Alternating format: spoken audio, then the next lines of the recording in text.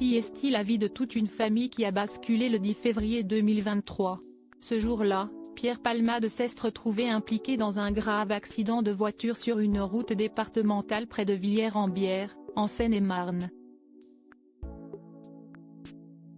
L'humoriste, qui était sous l'emprise de stupéfiants, avait percuté de plein fouet une voiture dans laquelle se trouvaient 3 personnes, Youxel Yacour, le conducteur, Devrim, son fils de 7 ans, et Mila, une femme enceinte de 6 mois qui a perdu son bébé suite au choc. Malheureusement, cette ancienne auxiliaire de vie de 29 ans garde de sérieuses séquelles de l'accident 1 an après les faits. Selon les informations de Closer de ce vendredi 2 février, elle reste traumatisée, et n'est plus que l'ombre d'elle-même. Outre des fractures des vertèbres et de la dentition, elle a aussi enduré un décollement de l'omoplate, peine encore à tendre ses bras et souffre de la jambe droite, souligne le magazine.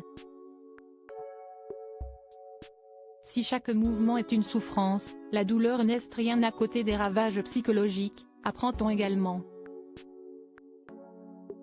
La passagère est donc incapable de reprendre le travail et d'avoir une vie sociale, ou juste de mener une discussion normale sans que les larmes ne coulent. La jeune femme de 29 ans se trouve donc dans un état de profonde détresse psychique. Depuis qu'elle a perdu sa petite fille qui devait s'appeler Solin Assal, elle serait hantée par les images de son bébé.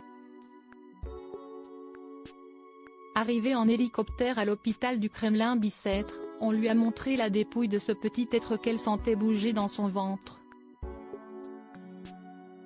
1 an après l'accident, Mila reste en colère contre Pierre Palmade. Selon elle, si est lui qui a tué sa fille. Pierre Palmade, Muriel Robin, Michel Larocque, Véronique Sanson.